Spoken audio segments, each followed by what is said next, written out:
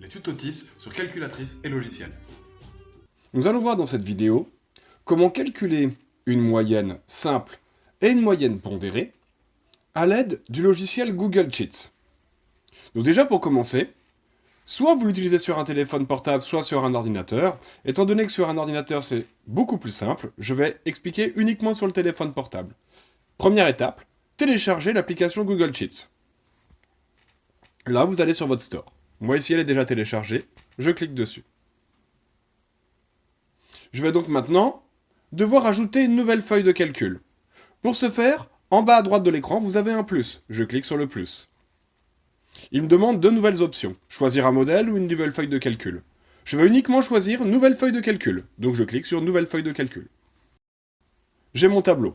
Je vais donc maintenant pouvoir indiquer un tableau de valeurs. Voilà le tableau que je vais indiquer. Je vais prendre l'exemple des notes qui est plus parlant. J'ai donc un tableau avec 3 notes. Pour faire un rappel sur le chapitre précédent, la population d'études est donc un élève, le caractère étudié et les notes. Les notes est une valeur quantitative car elle est chiffrée, 12, 14, 15. Ce sont des valeurs isolées, donc c'est un caractère statistique quantitatif discret. Pour revenir dans le vif du sujet, comment allons-nous calculer la moyenne? Nous allons utiliser une fonction statistique de l'outil Google Sheets. Je prends une cellule, n'importe laquelle, et je vais commencer à écrire une formule. Pour écrire une formule, on commence toujours par commencer notre cellule par égal. Et maintenant, je vais pouvoir écrire ma formule. Je vais donc pouvoir calculer une moyenne. En anglais, moyenne se dit average. Je mets des parenthèses, et je vais pouvoir décider les valeurs que je souhaite calculer. Donc c'est le 12, le 14, le 15, c'est les cellules B3 à B5. Je finis par une parenthèse, et je clique sur Entrée.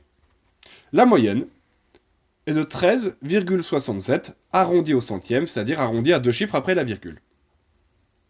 Nous allons complexifier un peu ça, et imaginons, je vais rajouter un effectif à ces notes. Cela signifie que pour la note 12, dans mon trimestre, j'ai eu 2 fois la note 12. Pour la note 14, l'effectif étant de 3, j'ai eu 3 fois la note 14. Et pour la note 15, je l'ai eu une fois. Nous appelons cet effectif, lors d'un calcul statistique de moyenne, une pondération. On va donc devoir maintenant utiliser la fonction statistique de Google Sheets qui permet de calculer une moyenne avec pondération. Je vais donc me mettre sur une cellule quelconque.